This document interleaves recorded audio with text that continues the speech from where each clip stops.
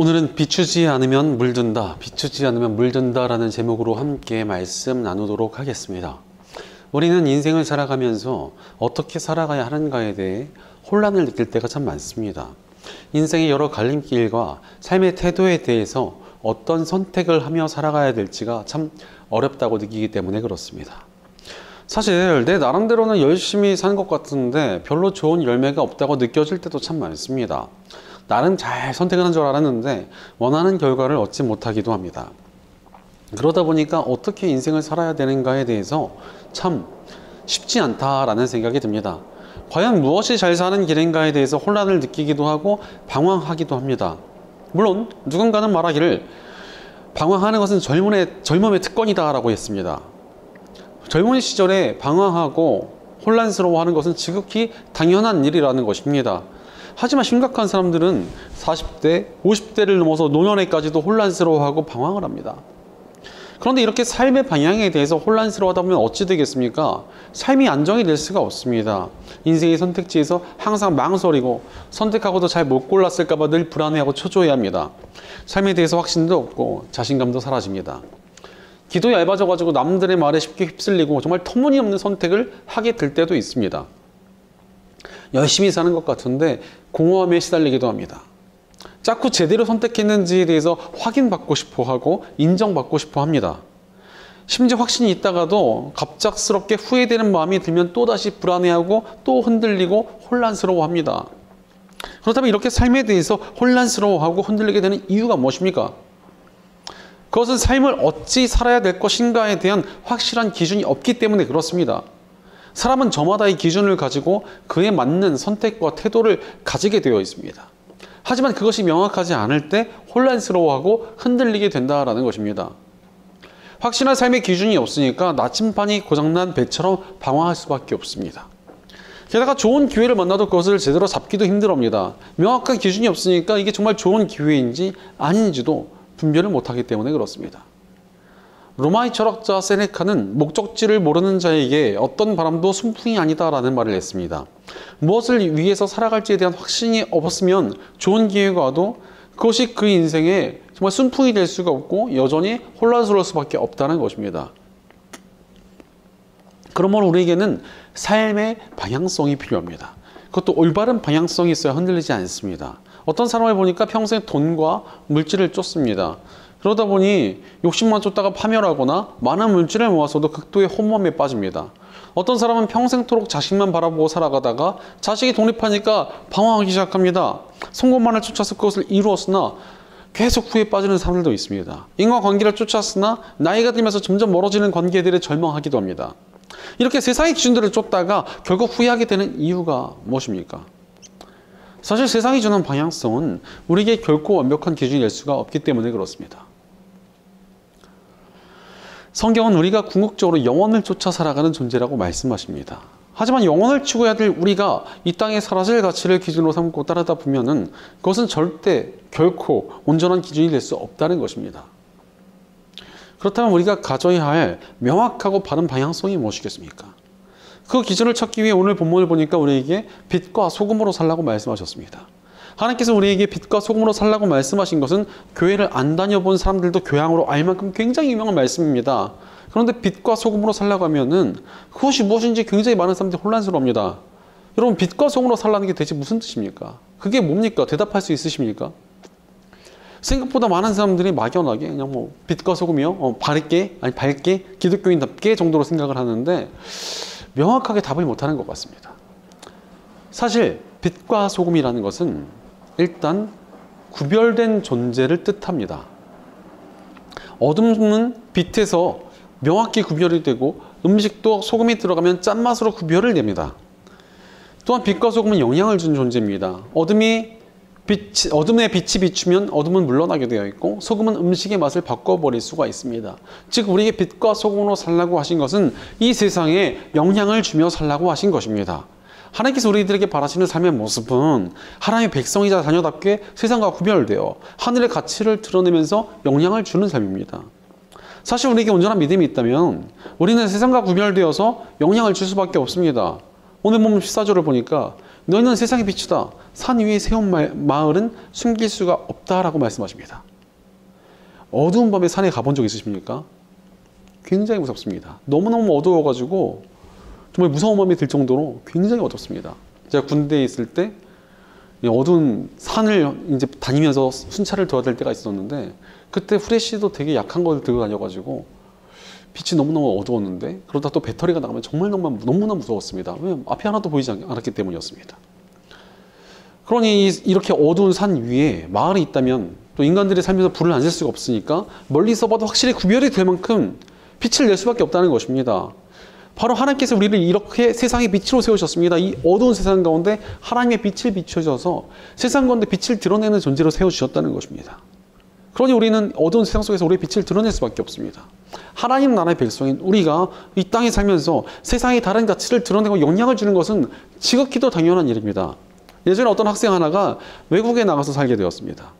처음에는 이 학생이 잘 적응을 못하다가 시간이 지나면서 점차 그 나라의 친구들과 친해지게 되었습니다. 그러면서 한국에서 가져온 과자도 나눠 먹고 한국의 음악도 들려주고 한국 드라마도 같이 보고 이러면서 점점 친해졌습니다. 나중에 그 학생이 다시 한국으로 돌아가게 되었는데 같이 지내던 친구들이 야, 네가 준 음식들 너무 좋았고 음악도 너무 좋았고 드라마도 너무 재밌었다. 우리도 꼭 언젠가 한국에 갈 것이다. 이렇게 말을 하더라는 것입니다.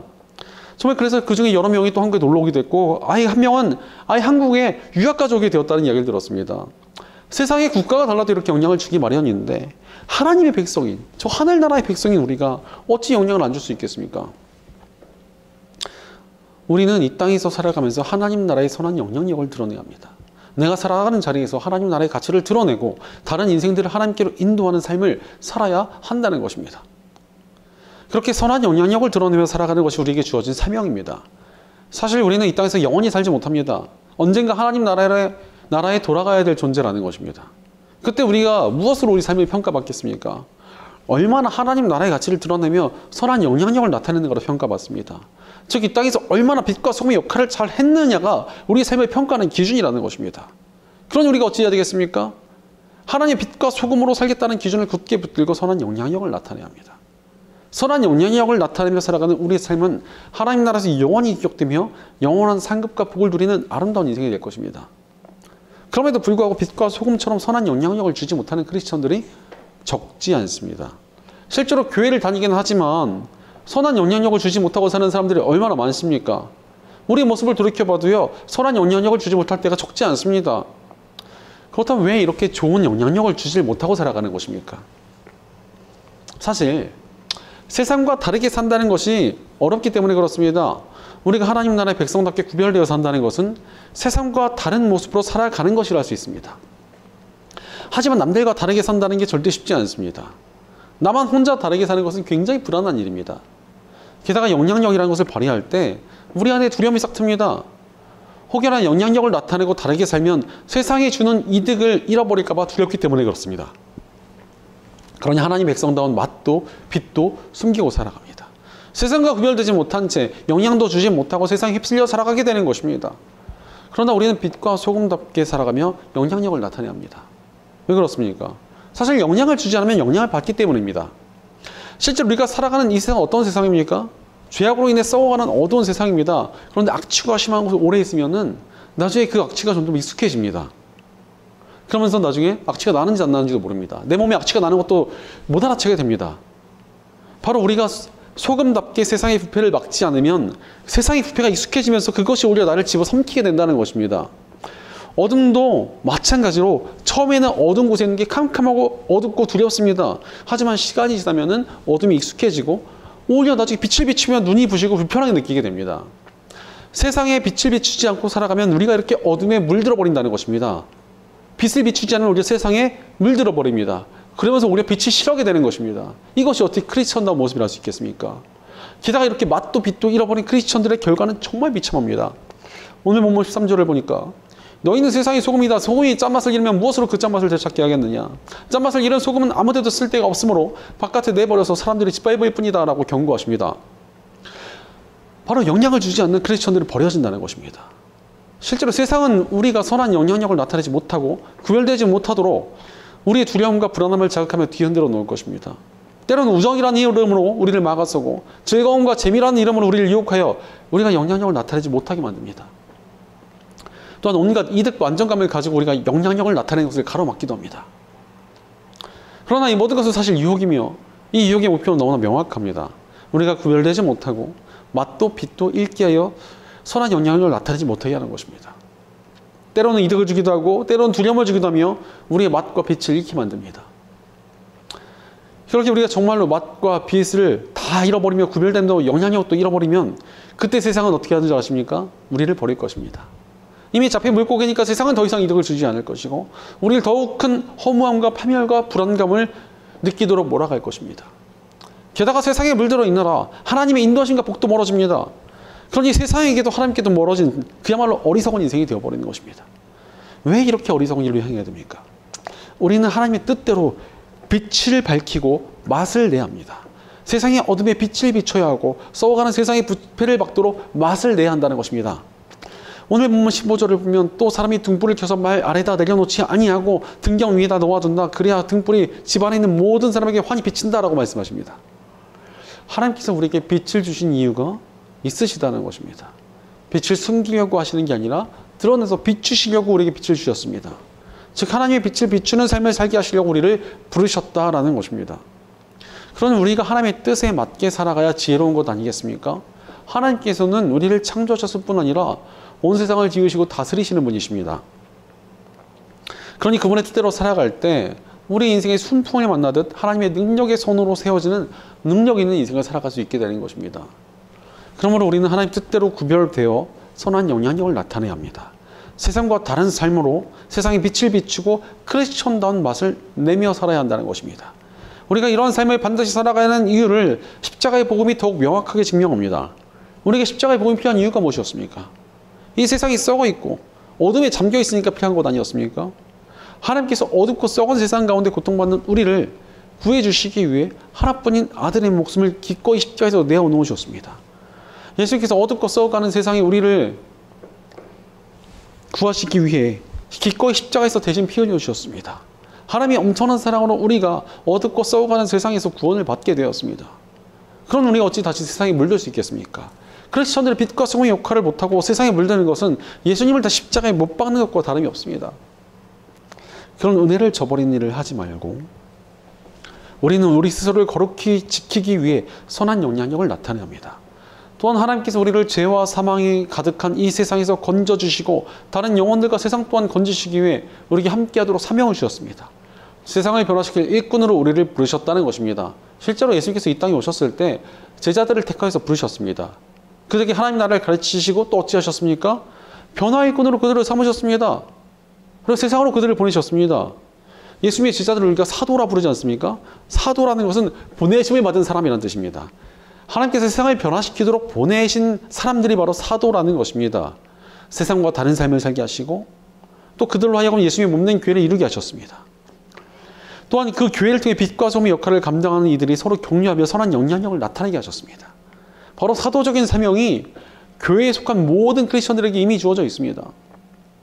그러니 우리도 사도적 사명을 지닌 교회에 속한 크리스천답게 세상을 바꾸기 위한 선한 영향력을 나타내야 합니다. 그렇게 하나님의 뜻대로 사명을 다하는 삶이 얼마나 아름다운 삶이 되겠습니까?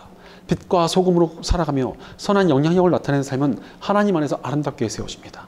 빛과 소금으로 삶이 구별되며 선한 영향력을 나타낼 때 우리가 세상에 물들지 않고 온전한 하나님의 뜻대로 세움받는 삶을 살 수 있다는 것입니다. 게다가 하나님의 명확한 사명대로 살아가니까 더 이상 혼란도 흔들림도 없이 삶이 정돈이 됩니다. 하나님의 뜻을 행하니 흔들리지 않고 후회도 없는 삶이 된다는 것입니다.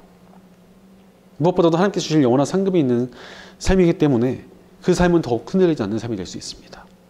게다가 또 하나님께서 사명자를 가만히 두시지 않으시는 분이십니다. 사명자의 곁에서 함께 하시고 능력 주시며 복 주십니다. 바로 선한 영향력을 나타내는 삶에 하나님의 능력과 역사와 인도하심이 풍성히 나타납니다. 그러니 우리는 빛과 소금의 역할을 감당하기 위해 구별되어 선한 영향력을 나타내야 합니다. 그때 우리 삶이 하나님에서 가장 온전하고 복되게 세워질 것입니다. 그렇다면 우리가 구체적으로 어떻게 빛과 소금의 역할을 감당하며 선한 영향력을 나타내는 삶을 살아갈 수 있겠습니까? 세 가지로 함께 살펴보겠습니다. 첫째로 지금 선한 영향력을 나타내야 합니다. 우리가 선한 영향력을 나타내는 삶을 살기 위한 첫 단추가 무엇입니까? 바로 현재성입니다. 지금 당장 그렇게 살아야 한다는 것입니다. 예수님께서 빛과 소금으로 살라고 하셨을 때 우리에게 빛과 소금이 되라 라고 말씀하지 않으셨습니다. 너희는 빛과 소금이다 라고 말씀하셨습니다. 장차 그렇게 되리라는 것이 아니라 지금부터 그렇게 선한 영향력을 나타내며 살아야 된다라고 말씀하신 것입니다. 하지만 많은 크리스천들이 빠지는 함정이 있습니다. 하나님의 뜻을 행한다고 할 때 나중에 한다고 미루는 것입니다. 나중에 복음을 전할게요. 상황이 좋아지면 그때 헌신할게요. 조금 편해지면 그때 바라게 살아볼게요. 여러 가지로 미루고 또 미룹니다. 하지만 우리는 바로 조금 뒤에 무슨 일이 일어날지도 모르는 불안전한 존재입니다. 즉 우리의 날은 내일이 아닌 오늘입니다. 오늘부터 선한 영향력을 나타내겠다고 결단하고 나아가야 정말로 빛과 소금 같은 인생을 살아갈 수 있습니다. 미루면 아무것도 못합니다. 나중에 상황이 좋아지면 한다고 하지만 그때는 또 아마 다른 불편하고 힘든 상황이 또 있을 것입니다. 지금 당장 빛과 소금의 역할을 감당해야만 우리가 바로 설 수 있습니다. 우리가 선한 영향력의 빛을 비추지 않으면 우리 빛은 서서히 미약해지다가 끝내 세상의 어둠에 물들어 버리기 때문에 그렇습니다. 우리가 미루면 미룰수록 세상에 물들어서 그렇게 하지 않을 이유만 더 생길 뿐입니다. 생각보다 많은 사람들이 지금 하지 못하면 나중에도 하지 못합니다. 예를 들어 다이어트를 한다고 할 때 많은 사람들이 오늘까지만 먹고 아니 다음 주까지만 먹고 다음 주에 또 일정이 있으니까 그때까지는 먹고 라고 이야기합니다. 운동도 지금 너무 바쁘니까 다음 달부터 다음 주부터 아니면 내년부터 이렇게 미뤄갑니다. 그럼 또 그때는 또 새로운 상황이 생기고 새로운 약속이 있습니다. 그러니까 또 먹을 일이 생기고 또 운동하지 않을 이유가 생깁니다. 이렇게 미루다 보면서 부담만 몇 년째 10년째 막 20년째 가진 사람들이 수두룩합니다. 그런데 어떤 사람들이 살을 뺍니까? 지금 당장 하는 사람들이 살을 뺍니다. 지금 당장 운동하고 지금 당장 식단 시작하는 사람들이 변화되고 살을 빼는 것입니다. 사실 뭐든 그렇습니다. 미루면 미룰수록 더 하기가 어려워지는 것 같습니다. 그러므로 지금 당장 선한 영향력을 나타내야 합니다. 부패한 세상에서 지금 당장 거룩하게 살기로 결단하고 어둠에 빠진 내 주변의 사람들에게 당장 빛을 비춰야 합니다. 이런저런 조건들을 그만두고 지금 당장 선한 영향력을 나타내야 합니다. 그때 우리 삶이 온전히 세워지고 세상을 바꾸며 쓰임받게 될 것입니다. 그러니 지금 당장 결단하여 선한 영향력을 나타내는 삶을 살아가며 하나님의 말씀 온전히 세워지는 복된 인생을 살아가는 저와 여러분 되시기를 축원합니다. 둘째로 행동하며 선한 영향력을 나타내야 합니다. 지금 당장 선한 영향력을 주겠다고 결단했으면 무엇을 해야 됩니까? 행동해야 합니다. 행동하지 않으면 그 결단은 금세 사라집니다. 말뿐인 결단은 모래 위에 쌓아올린 탑과 같아서 금세 흔들리기 때문에 그렇습니다. 그러나 행동할 때 우리의 결단이 더욱 단단해집니다. 오늘 본문 16절에서도 보니까 이와 같이 너희 빛을 세 사람에게 비추어서 그들이 너희의 착한 행실을 보고 하늘에 계신 너희 아버지께 영광을 돌리게 하여라 라고 말씀하십니다. 말로만 하지 말고 착한 행실을 해야 된다는 것입니다. 행동해야 한다는 것입니다. 행동이 필요하다는 것입니다. 예전에 한 찬양단 리더였던 친구가 있었는데 말을 정말 잘했습니다. 외모도 괜찮았는데 말도 참 잘했습니다. 그래서 맨날 얘기하는 걸 들어보면 기도뿐이다, 섬김뿐이다, 하나님만 의지해야 된다 이렇게 떠들고 다녔습니다. 하지만 그 친구와 친해져서 가까이 보니까 기도는 절대 안 하고 섬김을 받기만 좋아했으며 하나님보다도 자신의 멀끔한 외모를 의지하며 살았습니다. 그러니 겉으로 멀쩡해 보였는데 그 친구가 맡고 있는 찬양단이 문제가 생기다가 큰 위기를 겪었습니다. 나중에 정말로 기도하던 리더가 새롭게 세워지고 나서야 다시 일어나는 것을 보았습니다. 말로 아무리 해봐야 아무런 힘이 없다는 것입니다. 우리도 선한 영향력을 나타내겠다고 결단했으면 행동해야 합니다. 행동해야 역사가 시작됩니다. 전도하겠다는 결단을 넘어서 전도해야 영혼 구원이 이루어집니다. 거룩해지겠다는 결단보다도 거룩한 행동을 시작할 때 성결의 역사가 임합니다. 섬기겠다는 결단을 실천할 때 선한 영향력이 나타납니다. 즉 우리는 행동하며 선한 영향력을 나타내야 합니다. 예전에 주변에 기독교인 친구가 참 많았지만 끝까지 복음을 거절한 청년이 하나 있었습니다. 여러 친구들이 전도했지만 그 친구는 요지부동이었습니다. 그러다가 어느 날 갑자기 이 친구가 교회에 나오기 시작했습니다. 어떻게 된 일인가 했더니 이 청년의 부모님 중에 한 분이 돌아가셨는데 독실한 친구 하나가 와서 위로를 해주고 기도도 해주고 끝까지 같이 있어주더라는 것입니다. 심지어 그 친구는 그 청년에게 딱히 전도도 별로 안 하던 친구였는데 정말 그렇게 온 힘을 다해 자신을 위로해주는 것을 보고 크게 감동을 받아가지고 너 왜 이렇게까지 해주냐라고 물어봤답니다. 그때 그 친구가 딱 한마디 하더랍니다. 하나님이 시키셨어.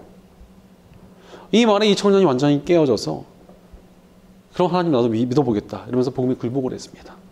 바로 행동이 변화를 일으킵니다. 빛도 비춰줘야 밝아지고 소금도 뿌려줘야 맛을 냅니다. 바로 우리는 행동하며 선한 영향력을 나타내야 합니다. 거룩한 삶을 향해 나아가고 영혼을 바꾸고 세상을 변화시키는 일에 한 발짝을 내디딜 때 놀라운 움직임이 시작될 것입니다. 또한 우리 삶이 세상에 물들지 않고 오히려 세상을 바꾸는 영향력이 있는 인생이 됩니다. 그러므로 지금 당장 선한 영향력을 나타내는 행동을 나타내며 하나님 안에서 온전히 세워지고 쓰임받는 복된 인생을 살아가는 저 여러분 되시기를 축원합니다. 셋째로 희생하며 선한 영향력을 나타내야 합니다. 우리가 선한 영향력을 위해 행동할 때 반드시 감수해야 되는 것이 무엇입니까? 희생이 필요합니다. 소금도 자신을 녹여서 맛을 내고 빛도 자신을 태워서 환함을 나타냅니다. 바로 선한 영향력을 준다는 것은 희생을 전제로 합니다. 선한 영향력에서 행동할 때 희생이 요구되지 않습니까? 누군가를 섬기는 것도 그만큼 나의 에너지를 사용해야 됩니다. 심지어 금전적인 손해를 감수해야 될 때도 있습니다. 내 시간적인 손해를 볼 때도 있습니다. 거룩하게 사는 것도 희생이 필요합니다. 나의 유익과 쾌락을 내려놔야 되는 희생이 분명히 요구된다는 것입니다. 그러나 이렇게 희생을 감수하며 선한 영향력을 나타내고자 하는 삶을 하나님께서 몹시 기뻐하십니다.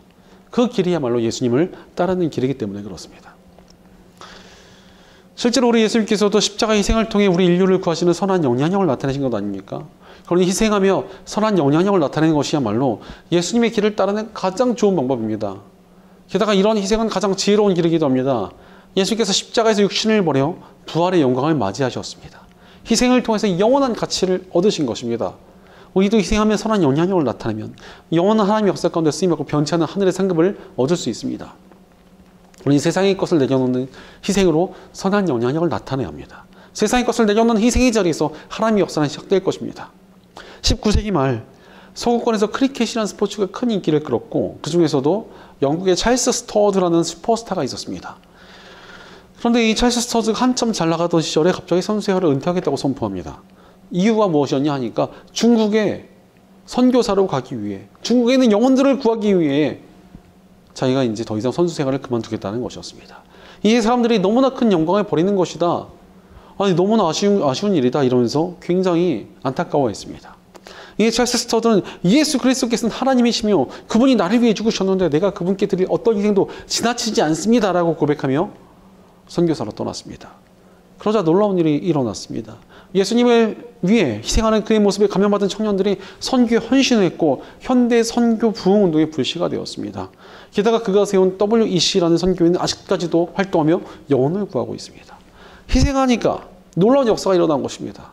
바로 기독교 안에 있는 모든 위대한 역사들의 뒤편에는 하나님의 사람들의 희생이 있었습니다. 우리도 희생하며 선한 영향력을 나타내야 합니다. 나의 욕망과 이득과 쾌락과 안정을 희생하며 나아가시기 바랍니다. 영혼 구원을 위해 내 주변을 바꾸기 위해 거룩하게 서기 위해 그리 나아가시기 바랍니다. 그때 우리 삶이 하나님의 한 길로 단단히 세워지며 하나님의 능력으로 쓰임받는 정말 복된 인생이 될 것입니다. 그러므로 지금 당장 선한 영향력을 나타내기 위해 희생을 감수하고 행동하며 하나님의 뜻을 행하며 하나님의 능력으로 쓰임받는 복된 저 여러분 되시기를 축원합니다. 사랑하는 여러분, 선한 영향력을 나타내는 삶을 살아가고 계십니까? 선한 영향력을 나타내는 삶을 살겠다는 방향성이 없으면 우리는 혼란에 빠질 수밖에 없습니다. 그러나 하나님께서는 우리를 세상의 빛과 소금으로 삼으셨습니다. 그러니 하나님의 빛과 소금답게 세상에 선한 영향력을 나타내며 살아가는 것이 우리 삶에 주어진 사명이자 기준이자 이정표입니다.